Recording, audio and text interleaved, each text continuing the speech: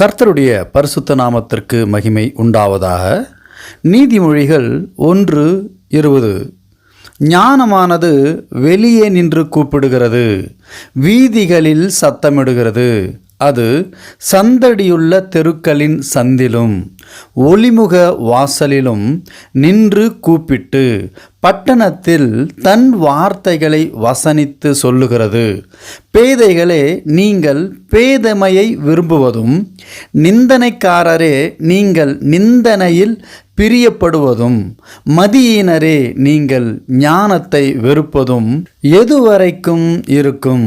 என் கடிந்து கொள்ளுதலுக்கு திரும்புங்கள். இதோ என் ஆவியை உங்களுக்கு அருளுவேன், என் வார்த்தைகளை உங்களுக்கு தெரிவிப்பேன். கர்த்தருடைய பரிசுத்த நாமத்திற்கு மகிமை உண்டாவதாக. நான் ஒரு முழு நேர ஊழியன் அல்ல. வேலையை செய்து கொண்டே தேவனுடைய நாமத்தை மகிமைப்படுத்த வேண்டும் என்கின்ற நோக்கத்திலே தேவனுடைய ஏவுதலின் பேரில் வேலை செய்து கொண்டே வேதாகம கல்லூரியை முடித்தேன். ஒரே நோக்கம். அது என்ன என்றால், தேவனுடைய வார்த்தையை, தேவனுடைய நாமத்தை, தேவனுடைய ராஜ்யத்தை குறித்து அநேகருக்கு பகிர வேண்டும் என்கின்ற ஒற்றை நோக்கத்தோடு தான் கர்த்தர் என்னை வேதாகம கல்லூரியில் படிக்கும்படியாகவும், இதோ உங்கள் முன் பேசுகிற நான் அவருடைய நாமத்திற்கு, அவருடைய நாமத்தின் மகிமைக்காக பேசிக்கொண்டிருக்கின்றேன். இந்த யூடியூப் தொடங்கினதே அநேகர் என்னை அசட்டை பண்ணினதினால் தொடங்கப்பட்டது. யார், என்ன அசட்டை செய்தார்கள் என்கின்ற காரண கர்த்தாக்களை கவனிப்பது அவசியம் நமக்கு அல்ல. ஆனால் மனுஷனை அசட்டை செய்யலாம், தவறே இல்லை.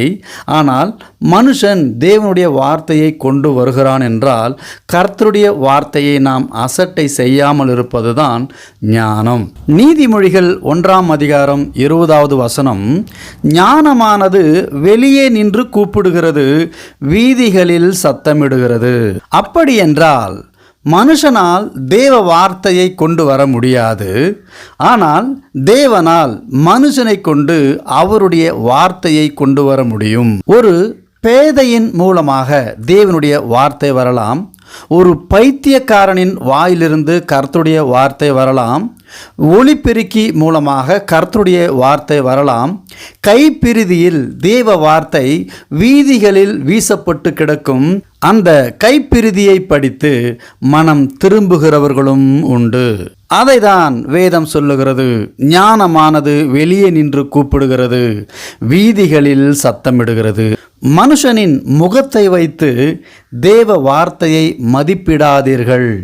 தேவ வார்த்தை ஆத்துமாவின் ஆகாரமாய் இருக்கிறது என்பதால் கவனமாக கேட்டு நாம் அதை இருதயத்தில் எடுத்துக்கொள்ள வேண்டும். இன்றைய நாளிலே நாம் பார்க்க இருக்கிற பகுதி 2 சாமுவேல் 11 ஒரு முக்கியமான பகுதியை பார்க்க இருக்கிறோம். அன்பு தேவனுடைய பிள்ளைகள், இந்த வீடியோவை முழுமையாக பார்க்கும்படி உங்களை தயவாய் கேட்டுக்கொள்கிறேன். கடந்த பகுதியில் இஸ்ரவேலர்கள் அம்மோன் புத்திரரிடம் போர் புரிந்து அவர்களை மடங்கடித்தார்கள். யுத்த காலமும் முடிந்தது. ஒரு வருட காலம் போர், சண்டை என எதுவும் இல்லாமல் இருந்தது. மறு வருடம் ராஜாக்கள் யுத்தத்திற்கு புறப்படுகிற காலமும் வந்தது. தாவீது யோவாபையும் அவனோடு கூட தன் சேவகரையும் இஸ்ரவேலில் உள்ள அனைவரையும் அம்மோன் புத்திரரை அழிக்கவும் ரப்பாவை முற்றுகை பண்ணி போடவும் அனுப்பினான். தாவீதோ போருக்கு போகாமல் அரண்மனையிலே இருந்துவிட்டான். போர் தொடங்கினதினால் போர் இஸ்ரவேலருக்கும் அம்மோன் ஜனத்தாருக்கும் நடந்து கொண்டிருக்கிறது. ஆனால் தாவீதோ அரண்மனையில் தங்கிவிட்டான். அப்படி அரண்மனையில் இருக்கிற பொழுது ஒரு நாள் சாயங்காலத்தில் தாவீது தன்னுடைய படுக்கையில் இருந்து எழுந்து அரண்மனையின் உப்பரிகையின் மேல் உலாத்தி கொண்டிருக்கிறான். அவன் அங்கும் இங்குமாக நடந்து கொண்டு இருக்கையில் அரண்மனையின் உப்பரிகையிலிருந்து ஸ்நானம் பண்ணுகிற ஒரு ஸ்திரீயை ராஜா பார்க்கிறான். அந்த ஸ்திரீ வெகு சௌந்தரியமாய் இருந்தாள் என்று சொல்லப்படுகிறது. அப்பொழுது தாவீது அந்த ஸ்திரீ யார் என்றும் விசாரிக்க ஆள் அனுப்பினான். அவள் எலியாமின் குமாரத்தியும் ஏத்தியனான உரியாவின் மனைவியுமாகிய பத்சேபாள் என்றார்கள். அப்பொழுது தாவீது ஆள் அனுப்பி அவளை அழைத்து வர சொன்னான். அவள் அவனிடத்தில் வந்தபோது அவளோடே சயனித்தான் என்றால் படுக்கையில் தங்களை பகிர்ந்து கொண்டார்கள். உயர பறந்துவிட்டால் ஊர்க்குருவி பருந்தாகாது. ஊர்க்குருவி ஊர்க்குருவிதான். தேவன் தாவீதோடு இருந்தார். அவன் அநேக நல்ல காரியங்களை இஸ்ரவேல் ஜனத்தாருக்கு செய்தான். பெயர் பெற்றான், பிரசித்தி பெற்றான். ஆனால் அவனும் மனுஷன்தானே. நாசியிலே சுவாசமுள்ள எவனும் சரீர இச்சைகளுக்கு பலவீனமே. தாவீது விதிவிலக்கு அல்ல, எந்த மனுஷனும் விதிவிலக்கும் அல்ல. தேவ பயம் உள்ளவன் பாவத்திற்கு பயப்படுகிறான். இச்சைகளுக்கு பலவீனமானவன் பாவத்தில் விழுந்து தேவ நாமத்தின் மகிமைக்கு இழுக்காக இருக்கிறான். இதிலிருந்து நாம் கற்றுக்கொள்ள வேண்டிய விஷயம் என்னவென்றால், தேவ வார்த்தையை கொண்டு வருகிறவரையும் கனப்படுத்துங்கள், ஆனாலும் அவர்களும் சரீர சிந்தனை உடையவர்கள் என்பதால் எச்சரிக்கை என்றுமே அவசியம் என்பதை மறக்க வேண்டாம் என்பதே. தகாத உறவு உண்டானதால் பத்சேபாள் தீட்டுப்பட்டாள். அவளுடைய தீட்டு நீங்கும்படி சுத்திகரித்து கொண்டு தன்னுடைய வீட்டிற்கு போனாள். கணவன் மனைவி உறவு என்பது எரிகிற தீபத்திற்கு சமமானது, கர்த்தருக்கு முன்பதாக புனிதமானதும் கூட. ஆனால் தகாத உறவோ எரிகிற கொல்லிக்கட்டைக்கு சமமாக இருக்கிறது.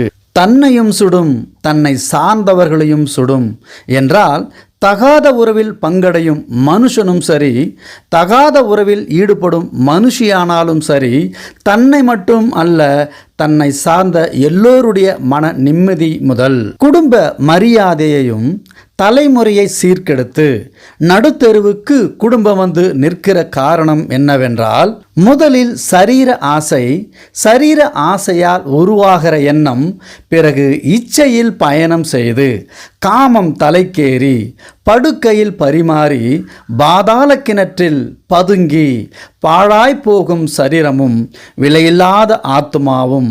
இங்கே தாவீது ராஜாவாக இருந்தும் போரில் கலந்து கொள்ளாமல் தன்னுடைய இராணுவ தளபதியையும் இராணுவத்தையும் அனுப்பி தான் மட்டும் அரண்மனையில் தங்கி ஓய்வு எடுக்கும்படி இருந்தது ராஜாவுக்கு அழகு அல்ல, பொறுப்புள்ள ஆண்மகன் செய்யும் செயலும் அல்ல.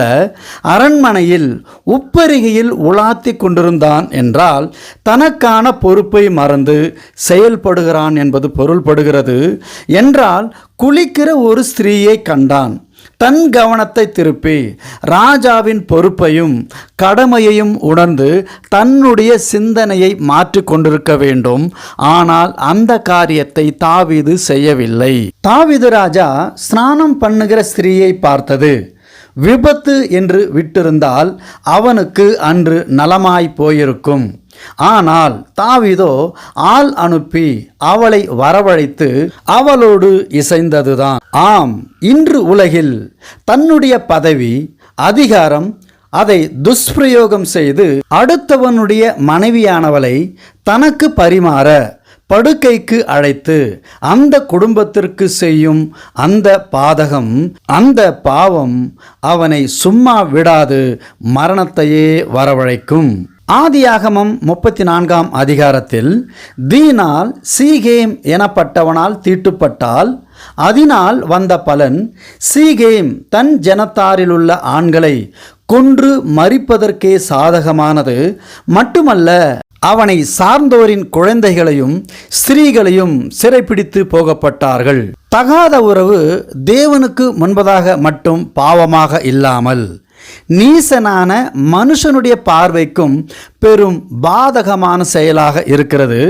பத்சேபாள் கர்ப்பம் தரித்து தான் கர்ப்பவதி என்று தாவீதுக்கு அறிவிக்கும்படி ஆள் அனுப்பினால், தாவீதுக்கு தன்னால் பத்சேபாள் கர்ப்பமானாள் என்று தாவீது உணர்ந்ததால் தன்மேல் உண்டான பாவத்தை எளிமையாக நீக்கி தன்மேல் தவறு இல்லாதவனாக காட்டிக்கொள்ளும்படிக்கு தந்திரமான யோசனை செய்கிறான். அது என்ன என்றால், அம்மோன் ஜனத்திற்கு எதிராக போருக்கு சென்ற இஸ்ரவேல் ஜனத்தாரில் ஏத்தியனான உரியா யோவாபின் சேனையில் இருக்கிறான். தாவீது யோவாபினிடத்தில் ஒரு ஓலையை அனுப்பி உரியாவை தன்னிடத்தில் அனுப்பும்படி கேட்கிறான். யோவாபும் உரியாவை தாவீதினிடத்திற்கு அனுப்புகிறான். உரியா தாவீது ராஜாவண்டை வந்தபோது தாவீது உரியாவை பார்த்து, யோவாப் சுகமாய் இருக்கிறானா? யுத்த வீரர்கள் சுகமாய் இருக்கிறார்களா? யுத்தத்தின் செய்தி நற்செய்தியா என்று விசாரித்தான். பின்பு தாவீது உரியாவை நோக்கி, நீ உன் குடும்பத்திற்கு போய் போர் சண்டை என்ற சிந்தனைக்கு அப்பால் போய் உன் குடும்பத்தோடு இரு என்றான். உரியா ஒரு போர் வீரன் என்பதால் போரின் போது தன் போர்வாளை அதின் உரையில் வைத்து இருப்பதோ அழகு, அது வீரனுக்கு அழகு அல்ல. அதையும் தாண்டி போர் ஒரு முனையில் நடந்து கொண்டிருக்கும் பொழுது ராஜா தன்னை வீட்டிற்கு போய் போர் வாசனை தெரியாதவனைப் போல மனைவியிடம் தங்குவது சரியா என எண்ணி தன் வீட்டிற்கு போகாமல் இருந்தான். மட்டுமல்ல, தாவீது தனக்கு எதிராக செய்த தவறை நிரந்தரமாக மூடிமறைக்க திட்டம் உண்டானது என்று அப்போது அவனுக்கு தெரியாது. ஆனால் அவன் வீட்டிற்கு போகாமல் அரண்மனையிலே தங்கிவிட்டான். உரியா தன் வீட்டிற்கு போகாதது தாவீதிற்கு தெரிவிக்கப்படுகிறது. தாவீதும் உரியாவினிடத்தில், நீ உன் வீட்டிற்கு போகாதது ஏன் என்று கேட்டான். அதற்கு உரியா, கர்த்தருடைய பெட்டியும் இஸ்ரவேலும் யூதாவும் கூடாரங்களிலே தங்கி என் ஆண்டவனான யோவாபும் ஆண்டவனின் சேவகரும் வனாந்தரத்திலே பாளையம் இறங்கி இருக்க நான் மட்டும் புசித்து குடித்து என் மனைவியோடு உல்லாசமாக இருக்க என் வீட்டிற்குள் பிரவேசிப்பேனோ? நான் அப்படி செய்கிறதில்லை என்று உம்முடைய பேரிலும் உம்முடைய ஆத்துமாவின் பேரிலும் ஆணையிட்டு சொல்லுகிறேன் என்றான். உரியா தன் நோக்கத்தையும் மன உறுதியை தெளிவாகவும் சொல்லிவிட்டான். தாவீது உரியாவை நோக்கி, இன்றைக்கும் நீ இங்கேயே இரு, நாளைக்கு உன்னை அனுப்பிவிடுகிறேன் என்றான். உரியா அன்று எருசலேமில் இருந்தான். பின்பு தாவீது உரியாவை தனக்கு முன்பாக புசித்து குடிக்கிறதற்கு அழைத்து அவனை வெறிக்க பண்ணினான். ஆனாலும் அவன் தன் வீட்டிற்கு போகாமல் சாயங்காலத்தில் தன் ஆண்டவனின் சேவகர்களோடு தன் படுக்கையில் படுத்துக்கொண்டான். தாவீதின் திட்டமும் சூழ்ச்சியும் விருதாவானது, கோபமுண்டது. இனி உரியா உயிரோடு இருந்தால் தன் பெயருக்கு பேரிழப்பு உண்டாகும் என்பதால் ஏற்கனவே இஸ்ரவேலருக்கும் அம்மோன் புத்திரருக்கும் போர் நடந்து கொண்டிருக்கிறது.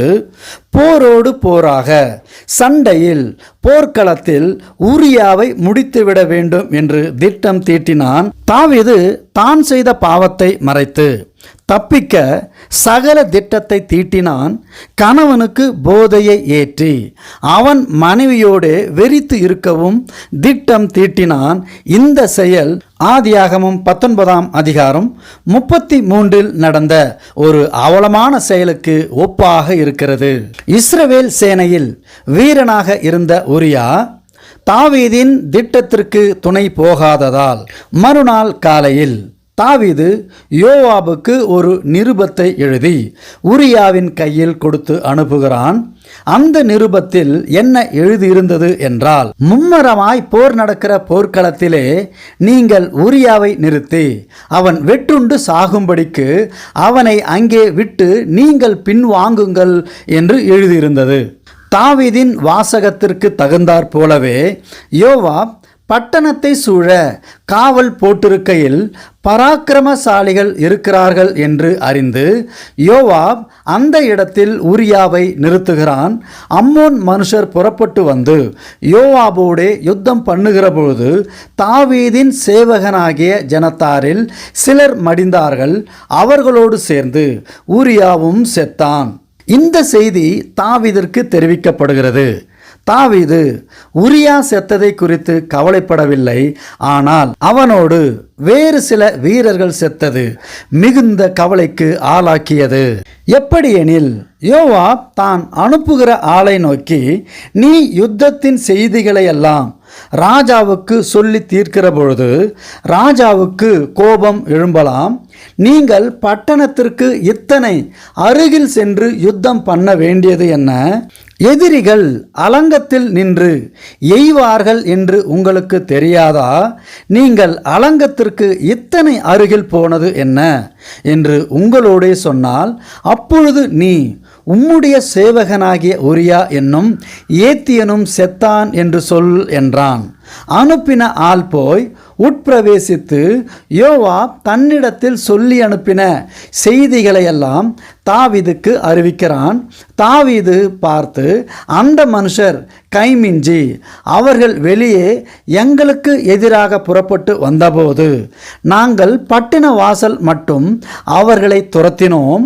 அப்பொழுது வில் வீரர்கள் அலங்கத்திலிருந்து உம்முடைய சேவகர்கள் மேல் எய்தினார்கள். ராஜாவின் சேவகரில் சிலர் மரித்தார்கள். உம்முடைய சேவகனாகிய உரியாவும் செத்தான் என்றான்.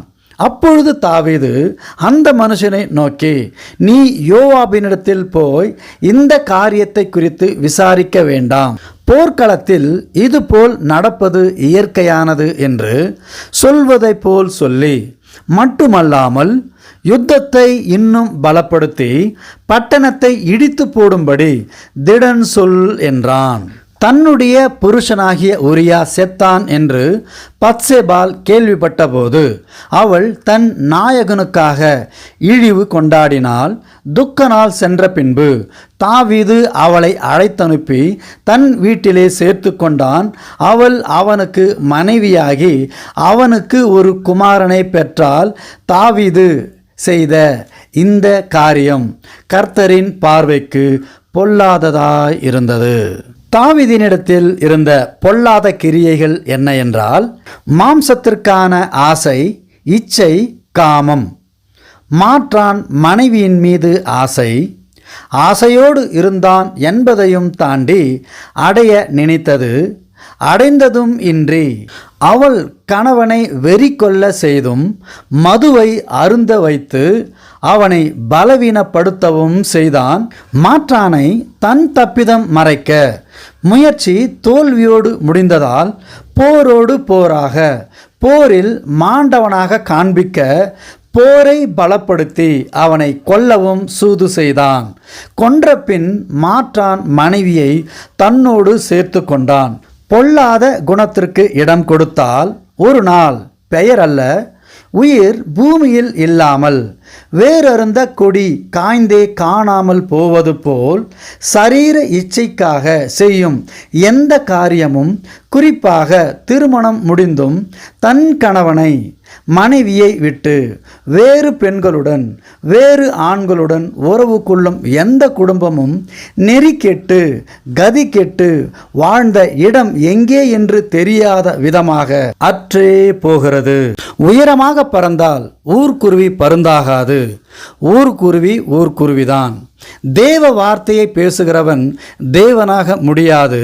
மனுஷன் மனுஷன்தான். மனுஷனை மனுஷனாக பாருங்கள். தேவனுடைய வார்த்தை ஆத்துமாவை மீட்கும் என நம்புங்கள். கர்த்தருடைய வார்த்தை மனுஷனை உயிர்ப்பிக்கிறது, மனுஷனுடைய ஆத்துமாவை பலப்படுத்துகிறது. கடைசி காலத்திற்கு ஏற்ற செய்தியாக இருப்பதால் கவனமாக இருப்போம், எச்சரிக்கையோடு இருப்போம். எவனை விழுங்கலாமோ என்று வகை தேடி திரியும் சாத்தான் எல்லா இடங்களிலும் உண்டு.